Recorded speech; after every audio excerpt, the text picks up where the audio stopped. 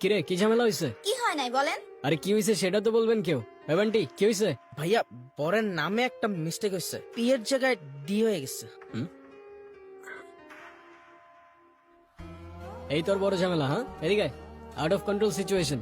এতটুকু problem solve করতে পারোস না, আবার তুই ইভেন্ট ম্যানেজার হবি। আমি তোরে কতবার বলছিলাম আমার পার্সোনাল প্রবলেম আছে, আমি ইভেন্টে আসতে পারবো না। হ্যাঁ তাও আমার কেন আসতে হইলো, তাও আবার এই সিলি ম্যাটারে?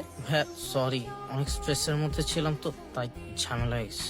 আচ্ছা ঠিক আছে। ভাইয়া আমাদের কয়টা ছবি তুলে দেন তো। এটা একটা ছবি হলো, এর থেকে তো আমার আইফোনের ছবি ভালো আসে। ভালো আসে নাই। বান্টি ক্যামেরাটা দে, পিছিয়ে যান একটু, স্মাইল। ওয়াও ভাইয়া আপনি তো অনেক সুন্দর ছবি তোলেন। আপনার ফোনে যদি এই ক্যামেরা থেকে বেটার ফটোস ক্যাপচার করা যেত তাহলে এই ইভেন্টে এই ক্যামেরা না আপনার ফোন ইউজ করা হতো। I hope you get it. Okay ছবিগুলো দিয়ে দিস, আমি যাচ্ছি। হ্যাঁ না মানে আমি বুঝলাম না, তোমার কি কোনো সেলফ রেসপেক্ট নেই? তুমি আমার ভাইয়ের গায়ে হলুদ এসে ইভেন্ট ম্যানেজমেন্টের কাজ করতেছো, আবার আমার রিলেটিভসদের ছবি তুলে দিতেছো, আর এদিকে বাবাকে বলে রাখছি তার সাথে তোমাকে দেখা করাই দিই। এখন সেই যদি এই অবস্থায় তোমাকে দেখে কি হবে একবার ভাবছো? কি হবে? আবার জিজ্ঞাসা করতেছো কি হবে? Are you serious? এখন আমার দোষটা কোথায় আমাকে বলবা? হ্যাঁ এখানে একটা সিলি ঝামেলা হয়েছিল, উইচ আই ডিডন্ট নো। আমার কিছু করার ছিল না, বান্টি আমাকে বারবার কল দিয়ে জ্বালায় মারতেছিল। ইভেন আমি ওকে বলেও রাখছিলাম যেন আমাকে কল না করে, আমার যেন এখানে আসতে না হয়। বাট টিমটা তো আমার, কোনো প্রবলেম হইলে আমাকেই তো দেখতে হবে, রাইট? রায়ন অনেক হয়েছে তুমি আর তোমার এই ফালতু টিম। মানুষের বয়ফ্রেন্ড ডাক্তার হয়, ইঞ্জিনিয়ার হয়, আর তুমি হইছো একটা ইভেন্ট ম্যানেজার। আজ যাইরা বাবা যদি জানতে পারে তুমি একটা ইভেন্ট ম্যানেজমেন্টে কাজ করো, কোনোদিন তোমার সাথে আমাকে বিয়ে দিবে না। এখন আমি তো এইটাই করি, it is what it is. কি করবো আমি এটার ব্যাপারে?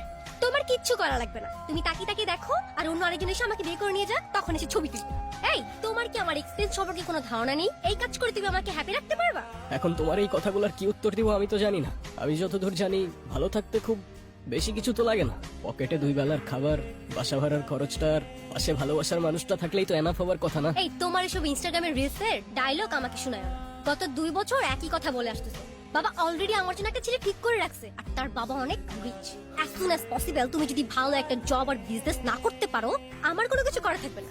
বাবার পছন্দ করা ছেলেকে আমি বিয়ে করে ফেলবো। আরে আমাকে একটু টাইম তো দাও না, মাত্রই তো বিজনেসটা স্টার্ট করলাম, একটু ওয়েট করো। এরপর যদি ভালো কোনো রেজাল্ট না আসে দরকার হয় আমি প্রফেশন সুইচ করে ফেলবো, আই প্রমিস। বিজনেস? এটা কোনো বিজনেস হইলো? কয় টাকা আসে এটা থেকে বলবা? এই তুই এখানে কি করছিস? কত কাজ পড়ে আছে ওখানে। এই তো মা আসছি, তুমি যাও। আন্টি আসসালামু আলাইকুম। ওয়ালাইকুম সালাম। মায়ের সাথে যোগাযোগ করছস? না। কাউকে পাঠিয়ে মায়াকে একটু আনার ব্যবস্থা কর না মা, প্লিজ। ওকে দেখতেছি আমি কি করা যায়। আচ্ছা আচ্ছা শোনো, তোমাকে না বলছিলাম এর আগের বার আমার একটা বোন আছে? হ্যাঁ ওই তোমাদের ফ্যামিলি থেকে আলাদা থাকে যে। হ্যাঁ, ওকে কালকে হোস্টেল থেকে নিয়ে এখানে নিয়ে আসবা। এমনিতেও বাসার কেউ ওকে পছন্দ করে না, আমিও করি না, কিন্তু মায়ের ফেভারিট চাইল্ড